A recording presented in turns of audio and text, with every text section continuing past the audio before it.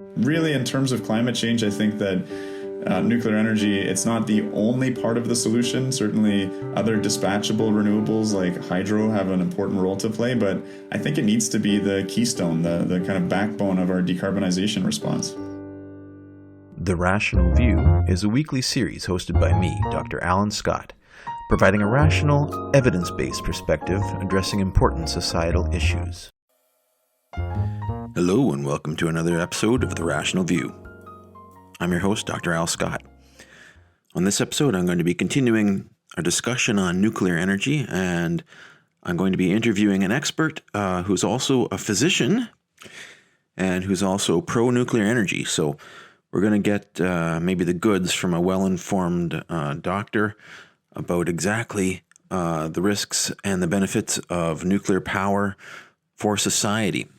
Now, as always, if you enjoy this content, please remember to hit like, and I'd love to hear any of your comments. My Facebook group, it's The Rational View, and we're going to have discussion of podcasts, feedback from viewers. Hopefully we can talk about your thoughts and your feedback and what you'd like to hear on the podcast. Chris Keefer is an emergency physician, medical simulation educator, nuclear energy advocate, and podcaster.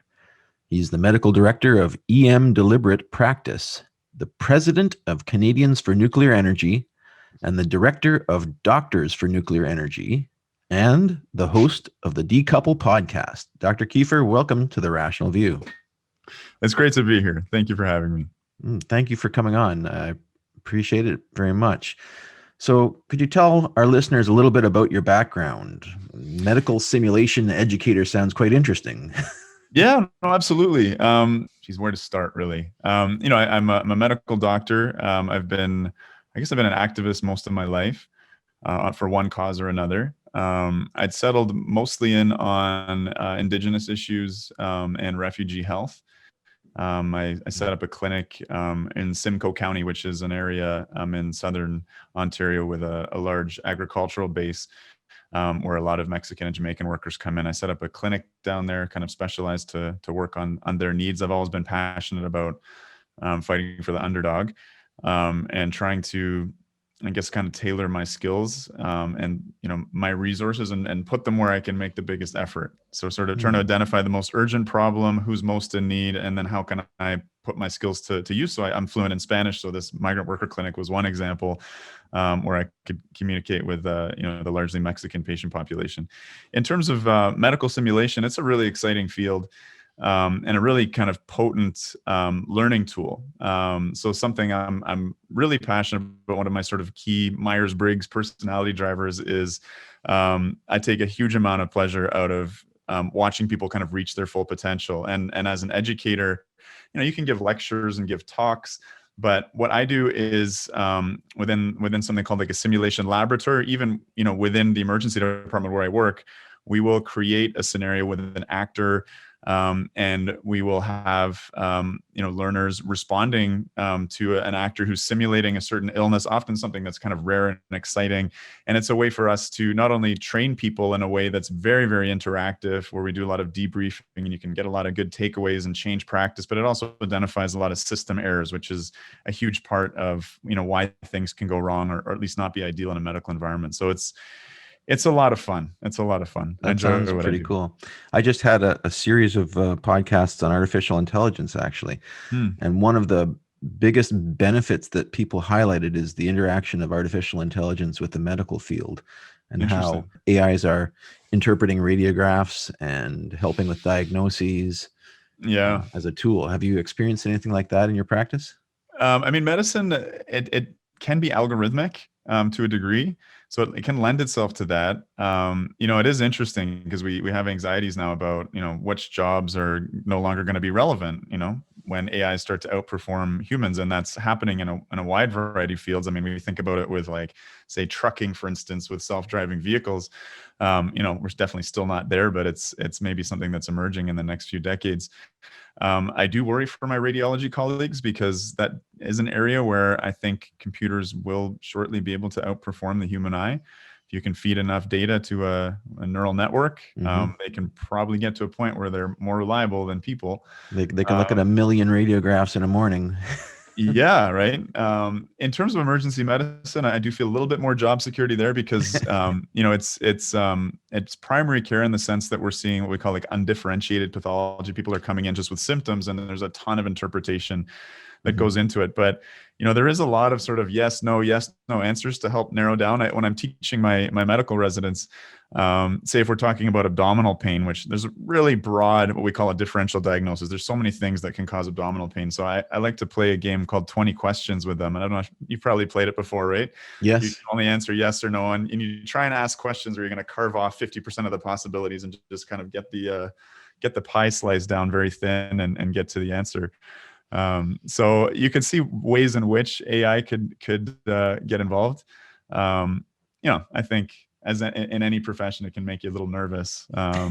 We'll see where it goes. Yeah. Yeah. Well, as they were saying that, it's mainly to help, right? It's a tool that helps you look at all the options, but the more it helps, the less you do, I suppose. The less of us you need to work. And it's So you're a doctor and a strong advocate for nuclear power. Mm-hmm. Many anti-nuclear people would see this as a contradiction because they believe that all doctors think that radiation is bad for you. Mm-hmm. Well, that'd be a very ironic position for a doctor to take, because if you look at a pie graph, because the world is radioactive, we have cosmic rays coming in from above, we have naturally occurring radioactive isotopes, within the uranium decay chain and thorium decay chains, which are constantly exposing us to a certain degree of radioactivity, which is highly variable around the world, right? In Canada, I'd say where we're both speaking from now, it's probably at 2.6 millisieverts per year. There's a place in the world where it is 100 times greater than that. Wow. In Ramsar, Iran, where it's 200. In Kerala, India, it's around 50 to 60. So there's really, really big variations in that. But what's interesting in a place like Canada, again, when we're talking about this 2.6 millisieverts, I know the units are tricky to get your head around. But of that, if we put that 2.6 millisieverts in a pie chart, and we want to talk about the artificial radiation portion of that pie chart, it's about 15%.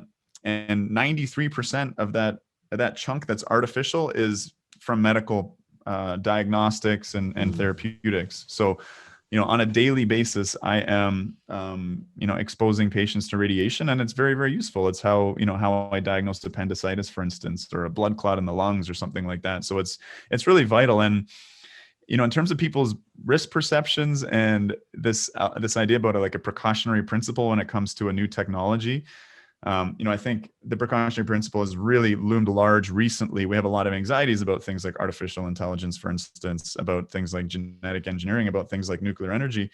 And when we think about, the risks and benefits, when it accrues personally, right? Like if me getting a CT scan is going to give a diagnosis, then people are not afraid of radiation. I have parents of little babies demanding I do brain scans on their kids because they've had a little fall and bonked their head, right? Mm-hmm. But when we talk about, Ontario's 61% of our electricity is produced by nuclear energy. It has an incredible collective health benefits in terms of displacing air pollution from coal or natural gas. In terms of our climate situation, people are very hesitant about radiation in that circumstance, even though of that kind of 15% on that pie chart, radiation, even from, the nuclear accidents accounts for, 0.01% of our background. So there's a really huge misperception, and doctors, unfortunately, have played a big role in that. So, you started off your question saying, isn't that a bit of a contradiction in terms that there's a doctor that's for nuclear energy? And it might seem that way because there's so many physician organizations opposed, but I've really, had a solid look at the evidence and arrived at the conclusion that nuclear energy is vital, and started this physician group to try and, shift the Overton window a little bit and show that there are experts in the medical field that are that have a very favorable view of nuclear energy. Now, in general, in the populace, nuclear is not a very popular option for all the reasons of the bad press and the publicity and pushes on by non-government organizations and environmental groups to the appeal to nature fallacy. We need to go back to sun and wind and growing our own food. is pro-nuclear a popular opinion amongst doctors, or are they more representative of the general populace? I'd say there's a generational divide. So certainly, physicians who grew up during the time of the Second World War and the Cuban Missile Crisis or the Ivy Mike bomb tests, doctors played a really pivotal role in fighting nuclear weapons, particularly atmospheric weapons testing, and did really important activism around that. It was a study on the baby teeth of children in the U.S., which demonstrated there was strontium, which is an artificially generated radioactive isotope that was appearing in children's teeth, that was brought to JFK, and from what I'm told, was fairly pivotal in him making the decision to pursue the partial weapons testing ban. So doctors, were very involved in that. It's interesting because that strong, like what's so interesting about radiation is we can't taste, sense, or smell it. But we have instrumentation that can detect a single atom decaying.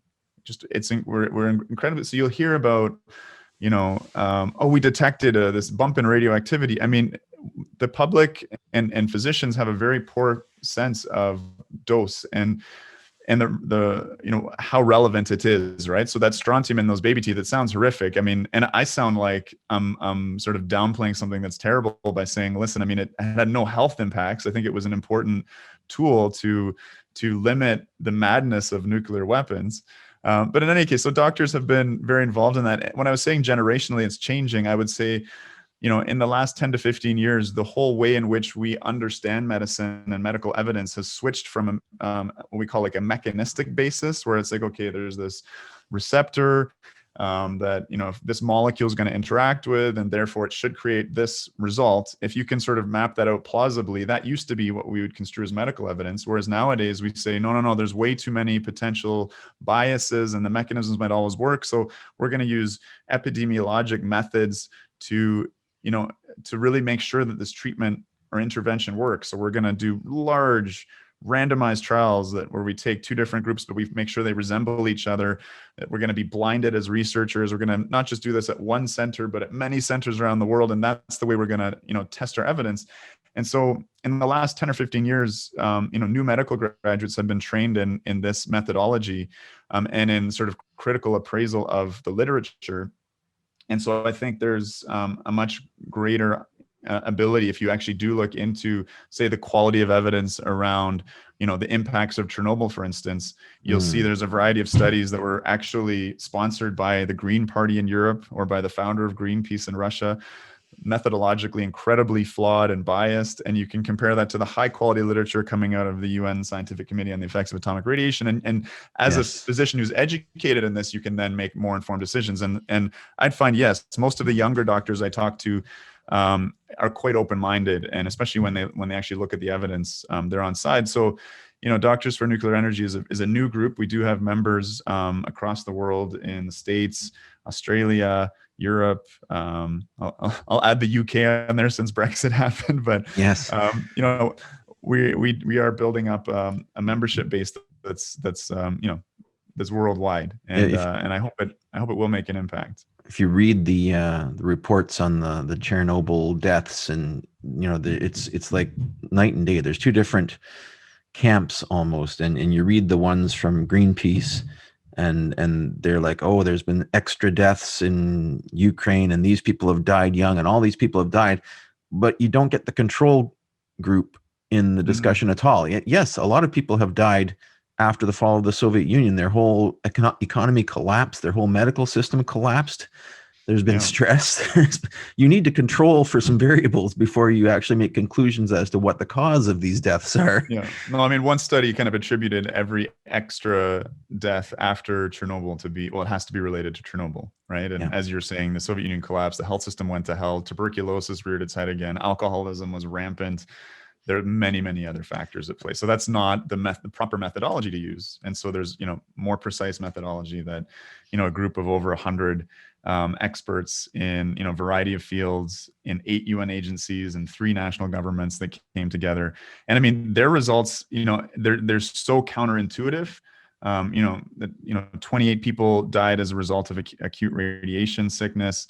a total number of people that died acutely from the accident is around 60. And then there's been a few extra cases of thyroid cancer that have actually caused death. There's been a lot of extra cases of thyroid cancer, but luckily thyroid cancer is highly treatable.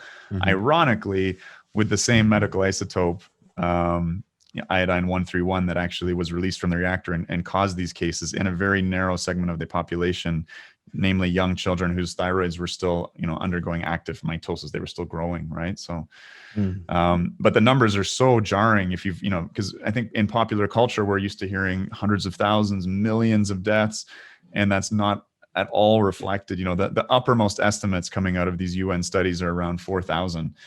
And those are, they're couching that and saying, well, actually, what we're measuring as we continue to move forward is not getting anywhere near that. That's a very, very conservative, very, very liberal estimate of what could happen. Yeah. And that's not to downplay it. That's a tragedy, right? And Chernobyl was a terrible accident, but it doesn't meet the criteria of something I would call a catastrophe or a disaster. Like whenever we talk about a nuclear incident, it's in those dramatic terms.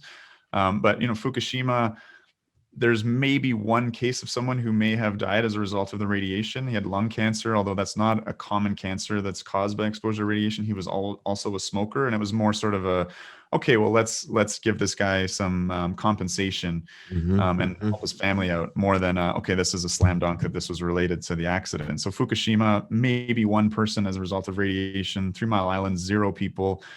I mean, Chernobyl, I refer to it as the kind of Hindenburg of nuclear. And it's like, well, would you fly in a modern commercial jet based upon, or would you make that decision based upon the Hindenburg? No, I mean, it's an entirely different technology and safety culture, and things have just changed dramatically. Yeah. I read a good quote from Aida Ruichelm, who's the author of the Thoughtscapism blog. It's a great resource for anyone who wants to look into the details of nuclear in a rational way. And paraphrasing is basically, we need to weigh the risk of nuclear power against the risks of not using nuclear power. Yeah.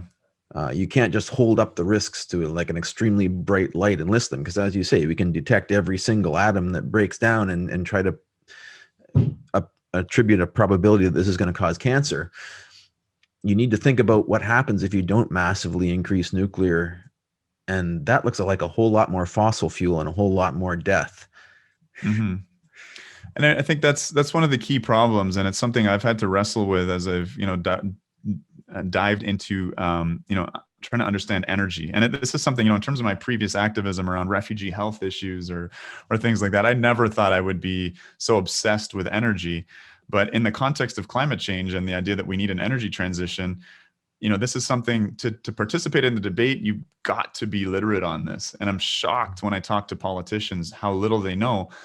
But one of the key issues here is that, I would say kind of the world's greatest marketing campaign has been around renewable energy, which is, this huge hodgepodge of different sources that in no way resemble each other, right? You have hydro, which is, a dispatchable source. It's the world's largest source of zero carbon energy.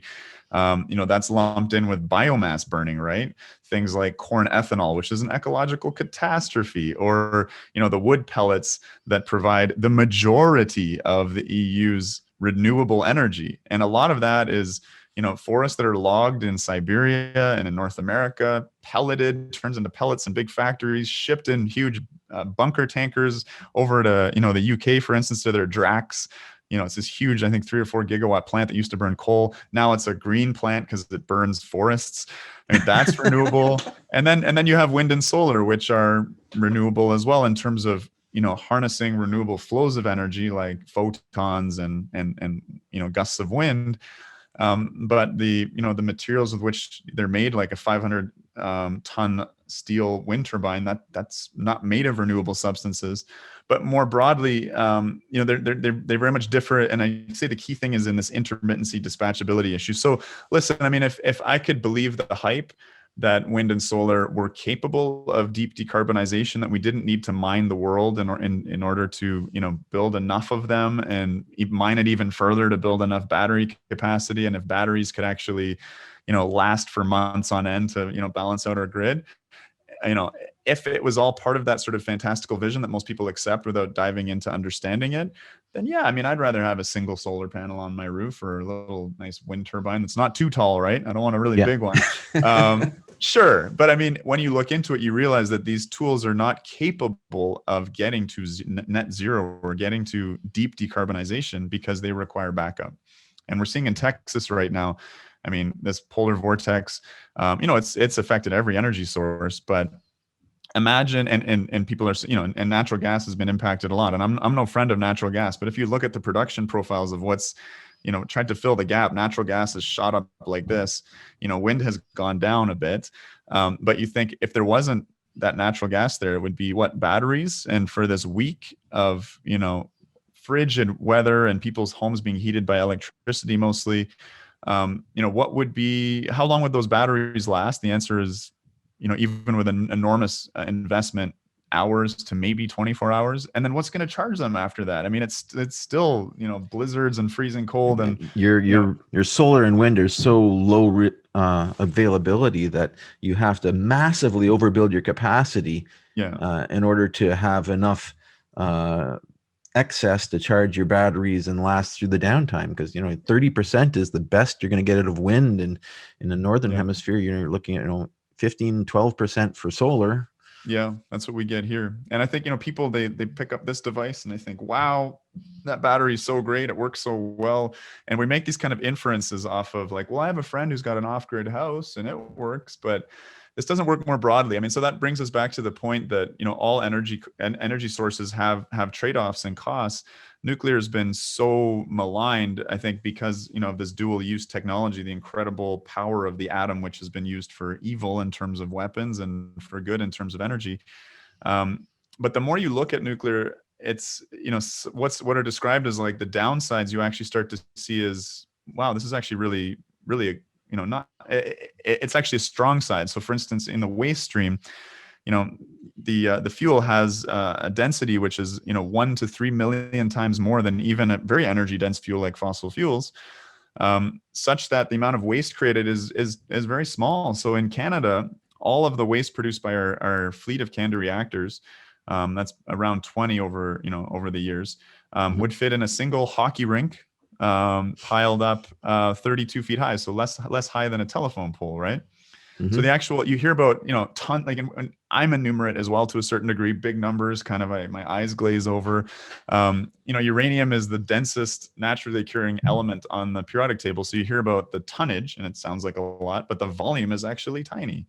And it's all been contained nuclear waste. In the history of civilian nuclear waste, there's not been a single death from storing nuclear waste. And you compare that to things like fossil fuels, where we have, and they're constantly revising this upwards, but 8 million plus people dying every year as a result of air pollution from fossil and combustion. Mm-hmm. And that's just deaths, right? We know that, if you grow up in even a city like LA, but, Delhi, for instance, kids' lungs are permanently scarred by being exposed to air pollution. If we do pulmonary function tests, their pulmonary function is maybe 50% of what it would be in a child that didn't grow up in that environment. So the health burden of the other waste streams, which are not contained, which are dumped into the atmosphere or into, like coal ash that's just put in these sort of like waste ponds and occasionally breaks out, spewing heavy metals everywhere. It's actually a strength of nuclear energy. The double standards are deafening. You go out on the internet and you say, I'm for nuclear power. I think this is important that we build new nuclear power and we save our existing nuclear. And they say, well, what about Chernobyl and Fukushima? We can never do this again. Mm-hmm, mm-hmm. But Fukushima, nobody died from the accident. It was the evacuation killed hundreds of people. Yeah. But now we've looked at it and we said, well, look, the radiation that was released wasn't enough to kill anybody. In fact, the current Fukushima exclusion zone is between 25 and 50 millisieverts per year, which is less than the background in some natural areas. Yeah. Yeah. And it's, living there's no measurable increase in cancer risk at that dose. Mm-hmm. There's no measurable increase, but they've evacuated. I mean, if you compare that to fossil fuels, where you can measure, say, the particulate matter, the PM 2.5, the 2.5 micron particle soot concentration in the air in some of these cities, And we know that for every 10 micrograms per cubic meter, the cardiopulmonary mortality increases by 10%. Yeah. And more than half the cities in the world have more than 10 micrograms per cubic meter from fossil fuels. Yeah. So if policy was rational, we would be evacuating every city. Yeah, absolutely. And living in Fukushima. And I mean, we would be doing what we did in Ontario, which was bringing a bunch of CANDU reactors online to get rid of. Ontario used to be a filthy place. I mean, Toronto used to be the big smoke. I used to live in Nova Scotia, and my grandparents came here, and I would remember the sky being kind of pink at night because of all the particulate in the air. 54 smog days a year in 2004 when we began this coal phase out. Had some beautiful sunsets, though. Beautiful sunsets, yeah. But the coal phase out in Ontario, which has been called the greatest greenhouse gas emissions reduction in North America, was powered by nuclear. And even even the government sources don't mention this. Certainly the environmental NGOs, they don't mention it. But 90% of the power required to phase out coal in Ontario came from nuclear. It's such a success story. And I mean, and in terms of the medical associations, like the Ontario Medical Association, the Toronto Public Health Unit. They did studies and estimates on, the number of lives saved, the savings to the healthcare system, and it's huge. So literally, nuclear in Ontario has saved thousands and thousands of lives, and that's just from the coal phase out. Things like, the Pickering plant, the Darlington plant, these were built instead of coal plants. They were going to build a coal plant at Pickering, and they said, let's try this nuclear thing out. We've had some great success at Douglas Point. Let's try this out. And so, they built a 4 gigawatt plant there instead of a 4 gigawatt coal plant. And 4 gigawatts is an absolutely enormous amount of power. That's enough to power the whole city of Toronto. And if you think about, if that since the 1970s, that, there'd been a coal plant there, in a fairly densely populated area, and you actually trace back, the avoided mortality as a result of having built a nuclear station there instead of a coal station. I mean, it's wild. It's truly wild. And so as a doctor, as a physician, I'm saying, let's pay attention here. There's a incredibly rational argument for nuclear energy in terms of health. Yeah, I mean, people don't realize that actually by replacing coal plants with nuclear plants, we've decreased the amount of radioactivity that's being spread around in the world. Yeah. Because coal plants emit 100 times more radioactivity into the atmosphere than nuclear plants are allowed to release, just from the ash of the radioactive stuff in the fuel. Yeah. So we've actually decreased radioactivity by building nuclear. Yeah. No, there's a particularly high content of uranium and thorium in some of the coal that's mined in Saskatchewan. And there was a coal plant there, and they were actually looking at mining the coal ash to get uranium and thorium out of it. But they got they ended up getting what do you call it, a cold shoulder. They ended up getting hesitant about it because the amount of radioactive particulate in the fly ash and in this was basically like on the level of fallout. Yeah. And so they were like, like if this story gets spun the wrong way, this could look really bad for us. And of course, again, the health impacts from coal ash, from fly ash is not related to the radiation. It's related to precisely what you're saying, that particulate matter, 2.5, the heavy metals, the mercury, the arsenic, et cetera. And these are the forever poisons, right? They never break down. Yeah. I mean, people say, as if it's a bad thing. Nuclear waste is toxic for hundreds of thousands of years. Mm-hmm. But how does this make it worse than toxic heavy metals from other manufacturing streams that are toxic forever? And because you've got orders of magnitude less than them and they disappear over time. Mm-hmm. This is and the thing is, the world is radioactive. One of the more common radioactive isotopes that we're exposed to is potassium 40. And this is ubiquitous. I mean, it's 1/10,000th of every potassium atom in your body is radioactive. It actually releases a fairly high energy beta decay. And this is, one of these internal emitters, right? Potassium is the predominant intracellular cation. So in every single cell in your body, you've got tons of potassium inside. And it's constantly decaying right next to our DNA, right next to all these important cell structures. And we don't get overly concerned about that. And we eat bananas and potatoes. And I know it sounds silly, but there's a way of kind of demystifying natural radioactivity by talking about the banana equivalent dose, because potassium 40 it's a significant natural source of radiation in our environment. So yeah, it's an interesting field. Yeah, I mean, a lot of these predictions of hundreds of thousands or millions of deaths, say from Chernobyl, are based on this linear no threshold medical theory that, there's no threshold for cancer from radiation. Every potential breakdown has a linear cumulative effect on your odds of getting cancer. So every time an atom breaks down, you're rolling the dice and you might get cancer. And people have been looking at that and saying, well, it looks like, there's no measurable effect below a certain level. So we shouldn't be calculating, taking the one breakdown and multiplying it by the population of the world, because everyone gets one breakdown from Chernobyl every day. It's insane. By 7 billion. And it harkens back a little bit to what I was saying before in terms of a mechanistic model versus a kind of epidemiologic evidence, right? So yes, there is a mechanism for a gamma ray to, move through your body and interact with DNA or create, an oxidation event that then creates a break in a DNA strand. So the mechanism is there.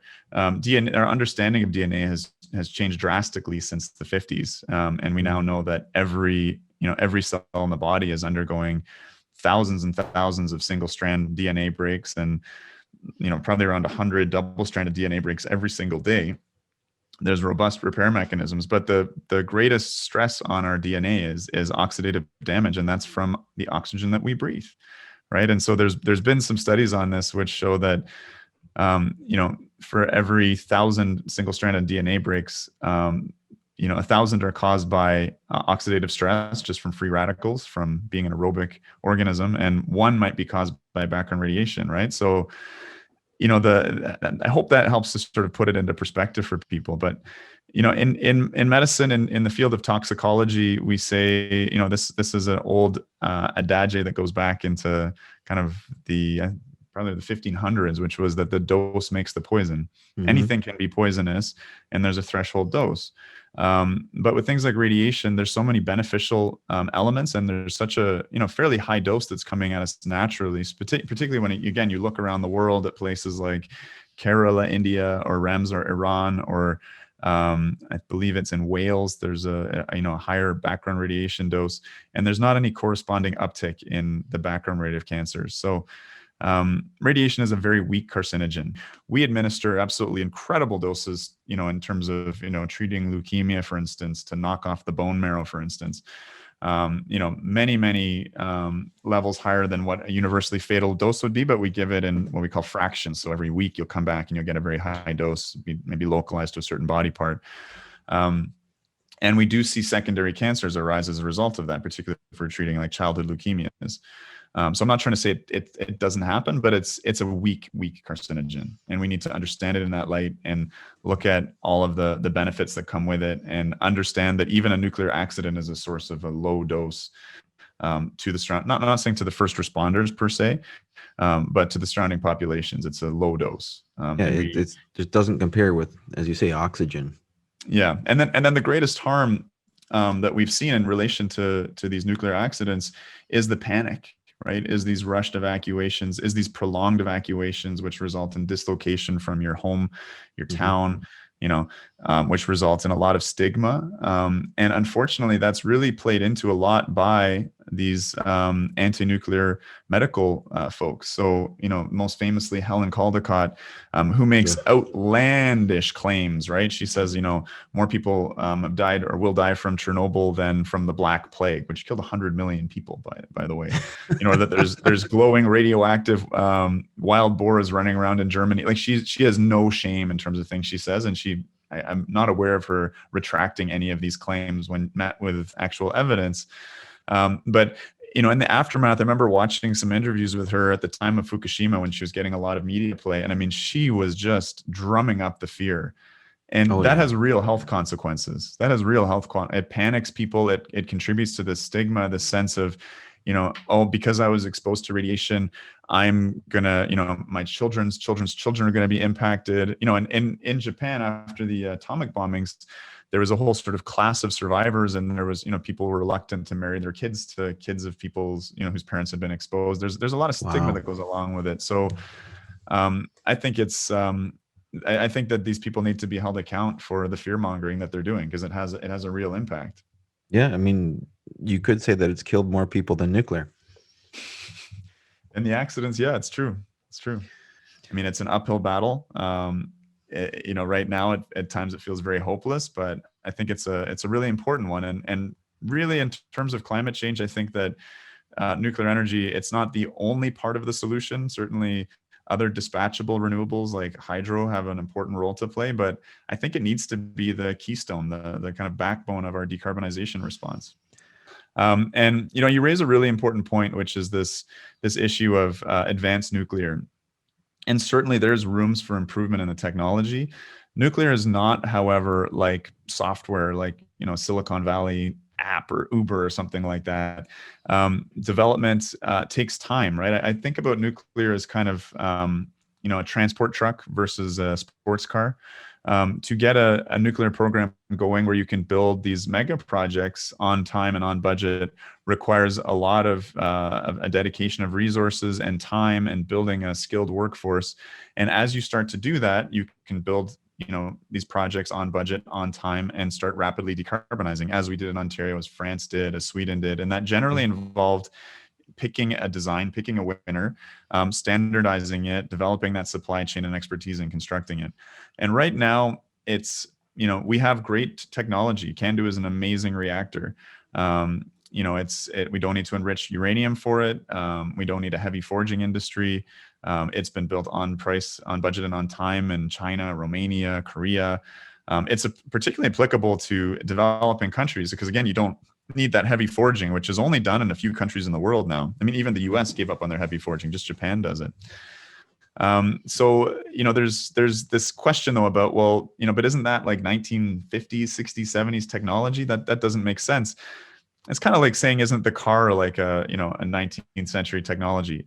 It's not that like the components within the CANDU reactor are not changing or improving, or the pressure tubes aren't getting better, this, that, and the other. But the issue is that the only politically safe reactor is something that doesn't yet exist, that hasn't run into any real world problems. And Canada is on track to start maybe building some new nuclear. But a really strong industry, like say the Russians, who have really invested in this, they're building new reactors all the time. They've got a sort of advanced program and a small modular reactor program, but it's maybe 5% or 10% of their overall program, and that makes sense. Once you have a really healthy industry, you're good at building stuff, you've got an enormous degree of expertise, then you put some of that into R&D. But I think that we've got it really backwards in terms of saying we're just going to go all in on new designs, first of a kind. We know that those are always, almost always over budget and over time. And I'm really worried that we're taking the wrong approach and we're on the back foot. We're responding only to criticisms, and we're not being bold and assertive in terms of, hey, we have a great technology here. It's accomplished amazing things. We should build on that legacy. Yes, I think we should have a new CANDU reactor in every province. Yeah. Well, I mean, it's interesting because in Canada, I agree with you. In Canada, in terms of our electricity, BC is very clean because they have so much hydro. Quebec, very clean. They have so much hydro. But I think we need to start off by decarbonizing Alberta, Saskatchewan, Nova Scotia. I mean, the carbon intensity in Alberta is 10 times greater than that in Ontario. It's crazy, the difference. And we were going to build a couple CANDUs in Alberta back in the early 2000s. And unfortunately that fell through, but absolutely we can take the model that we did in Ontario and we can take that to high emitting provinces and we can get them off coal. And that's the only thing that's worked so far. Wind and solar have not done that. Unfortunately, as you're saying, the capacity factor of wind is very low. Wind in Ontario produces completely out of phase with demand. So when it's very cold or wet, very hot, the wind doesn't blow. That's when we need the electricity. So we get a surplus of wind in the spring and fall. We can't use it. We give it away for free to the states, or we just shut the wind turbines down. And unfortunately, that's where we've put our investment in the last 10 or 15 years. And rather than refurbishing the Pickering station, which again provides enough power for the whole city of Toronto, we've put at least 30-40 billion into wind and solar, which doesn't add much. Maybe they've dropped our carbon intensity by a few grams per kilowatt hour, but if we'd put that money into refurbing Pickering, we'd have it for another 30 years. And as it stands right now in 2024, in 4 years, we're going to lose that station. It's going to be replaced by gas. We're going to take a huge step backwards. Is there a climate emergency or not, people? I've listened to some of the episodes of your Decouple podcast. It's very well put together and lots of great guests. It's fun to see some of the arguments you guys are having. I have to go invite some of your guests onto my podcast. Yeah. Tell me a little bit about your podcast. Tell our listeners a bit about it. How long have you been doing it? Sure. Yeah. I mean, so it's called the Decouple Podcast. It's a podcast about the technologies that can decouple human well-being from its environmental impacts and the politics that can make that possible. And so basically, that's wrestling with this idea of the need to get another 2-3 billion people out of extreme poverty. That people have a right to have energy, to have vaccines, to have a stove to cook on rather than a fire that's in a household fire that's causing tons of indoor air pollution, and women have the right to go and get educated and control their fertility, and that these things are good for the planet, that humans thriving is ultimately good environmentally. There's a lot of anxiety about population, and there's been some horrible things that have come out of the environmental movement that have led to forced sterilization in India and these sort of campaigns. But fertility rates drop off when people are living a good quality of life. And that's the route I think we need to strive for. So that's kind of the idea of decoupling. In terms of when it started, it began in May. So shortly after COVID began. And it's just been, I've had a great year. And I've developed a really great listener base and relationships around the world. Before we went on air here, we were talking about, just where our listeners are coming from. And yeah, I've got listeners in over 80 countries now. Really cool to see. It's really exciting. Yeah. I heard you, I was listening to one of your podcasts. You were discussing ecomodernism on your podcast. Mm-hmm. And you sound like an eco-modernist. Your policies and your politics are very eco-modernist, but you said you take issue with some of the aspects of the eco-modernist viewpoint. Can you maybe express a little bit about that?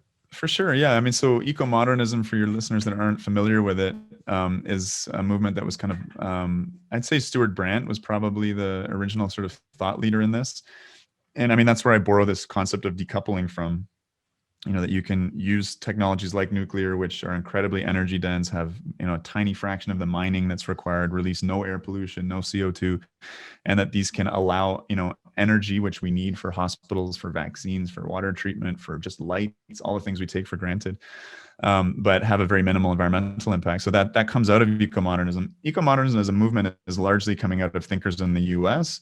And so for me, the reason I'm not fully comfortable with it and struggle is sort of labeling myself as such is that, it lacks a little bit of imagination, I think, around, well, how do we actually deploy these technologies, right? A market-based system is based on, that imperative of generating profit for shareholders. It's not necessarily set around, okay, we have a social goal here or an environmental goal. And so that requires some degree of market intervention, or heavens say, like economic planning. And so I think that's probably my biggest point of divergence. A really influential thinker for me, and one of my recent guests, Charles Mann, wrote a book called The Wizard and the Prophet. And it really sketches out these archetypes of sort of the like techno-fix cornucopian versus the sort of environmentalist kind of degrowther. And it's very interesting to kind of understand the two sort of sides of the argument when it comes to environmentalism. These positions are almost as entrenched as left and right in the kind of human political imagination. And it is interesting, though. I mean, I found myself challenged by him at times because I tend to be on that sort of more technofix wizard side now, although I wasn't always. But there are elements. I mean, it's funny, that new tribe of the eco-modernist or the wizard or the technofix guy. Sometimes we, the members of that tribe, tend to sort of poo-poo things like energy conservation and things like that. And there are elements, there are areas for cooperation. Unfortunately, that sort of environmentalist side. I mean, the environmental movement is very caught up in some anti-human ideas, right? I mean, it's environmentalism, not humanism. And certainly it's important to emphasize the environment. It's what nurtures us as humans. But there's been a lot of sort of anti-human, sort of population hysteria, which has led to really horrific things, particularly for poor and racialized people around the world. So that's a long-winded answer. I'm good at those, I guess. No, it's very interesting. Thanks for your opinion. So it looks like we're drawn to the end of our time slot here, and you seem like a very busy man with all of your different hats. Yeah. So I got one last question for you. What do you like to do in your spare time? Oh, goodness me. And it's funny what you think of as your spare time. I have just a beautiful 2-year-old boy, and I just it's really limited right now. You can't sort of take him to the museum or here and there, but he's really into cars, and so I tend to pop the hood on my car and show him his newest word is air intake manifold. Nice. And we'll go by the auto garage and kind of look through the window, and he'll look at the cars up on jacks. And anyway, so I think just spending time with my son would be that's my jam in my spare time. Very good. Well, thanks very much, Chris Keefer, for joining me on The Rational View. I really appreciate it. It's a lot of fun. Yeah, thanks for being out there. It's great to be part of a broader sort of ecosystem of podcasts. So thanks for doing what you do, and thanks for having me on. If you're enjoying what you're hearing, please consider visiting my Patreon page and becoming a patron of this podcast at patron.podbean.com/TheRationalView.